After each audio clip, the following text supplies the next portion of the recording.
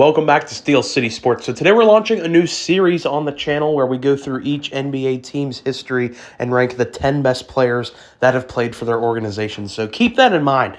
We're only ranking the player based on what they did with that team. So just for an example, Kareem Abdul-Jabbar is obviously going to be on this list. We're not factoring in what Kareem did on the Milwaukee Bucks. We're just looking at what he did with the Lakers, so keep that in mind with all these players. So let's get into it. The 10 best Lakers in the history of their franchise. Kicking off the top 10, we have Wilt Chamberlain, who played 5 seasons with the Lakers from 1969 to 1973. He averaged 18 points per game, 19 rebounds per game, and 4 assists per game with the Lakers. Led them to an NBA championship, which he was the Finals MVP for.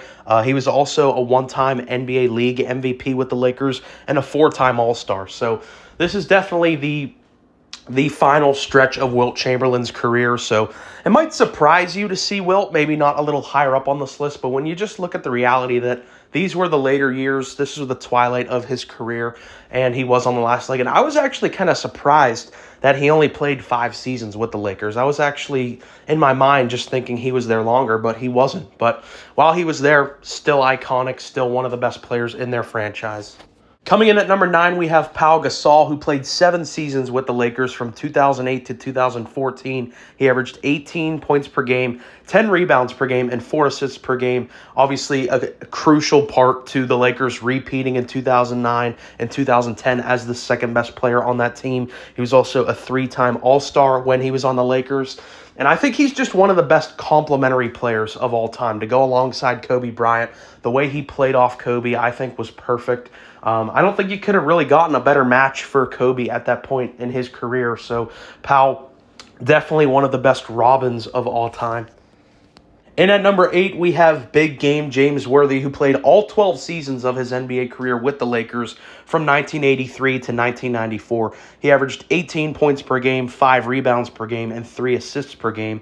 Was a massive part of the Lakers winning 3 NBA championships, which he was actually the Finals MVP for one of those years, which I find really impressive. The fact that he was on a team with Magic Johnson and Kareem Abdul-Jabbar and still won a Finals MVP just really highlights his value. He was also a 7-time All-Star. And we just talked about with Pau, how Pau was such a great complementary piece.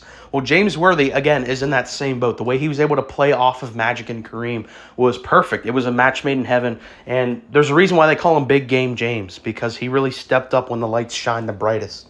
And at number 7, we have another lifelong Laker, Elgen Baylor, who played 14 years with the Lakers from 1959 to 1972. He averaged a monstrous 27 points per game, 14 rebounds per game, and 4 assists per game. Was never able to get a championship with the Lakers or an MVP, but was a perennial All-Star. He made the team 11 times and was also a 10-time All-NBA first-team player. So one of the most dominant players of his era, and also you could probably argue, I know there's George Mikan was before him, but he's probably one of those first original pioneers for the Lakers brand. You think today the Lakers are regarded as not only the biggest brand in basketball, but one of the just biggest global brands in professional sports. And Elgin Baylor was really one of the first guys who was able to establish that culture for the Lakers and was also a trailblazer for the league in itself. So very important player, kind of gets overlooked just due to he played a long time ago, but he was a production machine. And at number 6, we have LeBron James, who's currently in his 6th season with the Lakers. He's been there since the 2019 season. Since arriving in LA, he's averaged 27 points per game, 8 rebounds per game, 8 assists per game. The crown jewel of his Lakers resume, of course, is winning a title in 2020. He's been an all-star starter every year he's been there. And probably the most impressive thing he's done in his career outside of the 2016 finals was breaking the all-time scoring record as a Laker with Kareem in attendance. And like I said earlier, we're not ranking their whole careers, or LeBron would be higher, but you got to give him a lot of credit for how he's aged so gracefully as he's entered this later part of his career.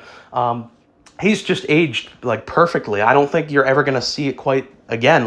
When people make the argument for LeBron as the GOAT, I think that longevity argument really is the greatest point, because what he's doing at this age, still being arguably a top 5 player in the world, you're never going to see it again. Kicking off the top five, we have the logo Jerry West, who played all 14 seasons of his career with the Lakers from 1961 to 1974, averaged a monstrous 27 points per game, 6 rebounds per game, 7 assists per game, won an NBA championship with the Lakers, won a Finals MVP. There was a 14-time All-Star, and 10 times he made it as an All-NBA first-team player. And we talked earlier about Elgen, how Elgen Baylor was so important to building up that Lakers culture. Well, Jerry West really took another big step for that in building up the Lakers brand as we know it today. I mean, he's the logo, for God's sakes. And at number 4, we have Shaquille O'Neal, who played 8 seasons with the Lakers from 1997 to 2004. He averaged 27, 12, and 3 with the Lakers, obviously leading them to that three-peat from 2000 to 2002, winning all the Finals MVPs in that stretch. He was a league MVP in 2000, a 7-time All-Star, and also made it to 6 All-NBA first teams with the Lakers. You could argue this is the most just physically dominant stretch we've ever seen from one single player. I mean, he was legitimately unguardable, the most dominant physical force the sport had ever seen. At number 3, we have Kareem Abdul-Jabbar, who played 14 seasons with the Lakers from 1976 to 1989. He averaged 22, 9, and 3 as a Laker, won 5 championships, 1 Finals MVP, 3 regular season MVPs, 13-time All-Star, and a 10-time All-NBA first-team player. You can argue him and Magic are the greatest duo in the history of the sport. He has the most unguardable shot of all time, the skyhook. And we just talked about how LeBron had impressive longevity. Well, Kareem, to play as long as he did in the physically taxing era that was the 70s and the 80s, I think just speaks to how skilled he was. For him to really go from being a more physical player younger and then age as gracefully as he did, allowing him to be elite so long in the league is just massively impressive. At number 2, we have Magic Johnson, who played all 13 seasons of his career with the Lakers from 1980 to 1991. He also made a return in 1996. He averaged 20 points per game, 7 rebounds per game, and 11 assists per game.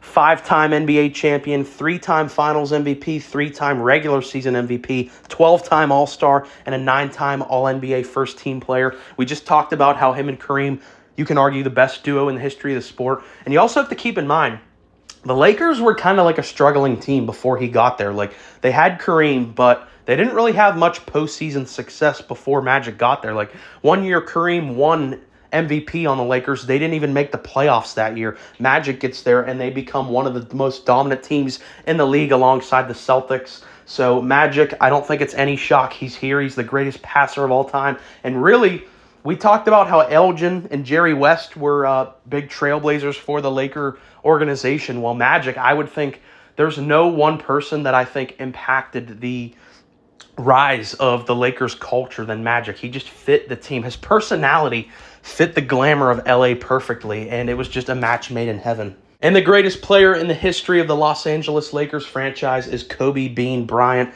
Played all 20 seasons of his career with the Lakers from 1996 to 2016. Averaged 25, 5, and 5 for his career. Won 5 championships, 2 Finals MVPs, 1 regular season MVP as a Laker. Was an 18-time All-Star and an 11-time All-NBA first-team player. Not to mention his countless all-defensive teams, which I didn't even list here. But yeah, Kobe, I don't think any player in the history of the sport gets more disrespected than Kobe. To me, he's easily a top 5 player of all time. And I don't think, like, people always knock Kobe for his early rings. They say, oh, well, it was Shaq's team. Well, that is complete bullshit, because what did Shaq do before he had Kobe? Kobe was just as instrumental to that team as Shaq was. And, people don't look at Magic and go, well, Magic played with Kareem, so his rings don't matter. So that drives me nuts when people bring that bullshit argument up of he was with Shaq.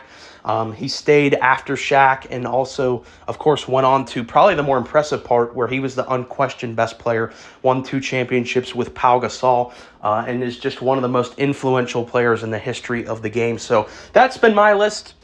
I'm not a Lakers fan, so I do want to hear from any Lakers fans listening to this. How do you think I did? Let me know your list in the comments. If you made it this far, I really appreciate you listening to me. Please like and subscribe.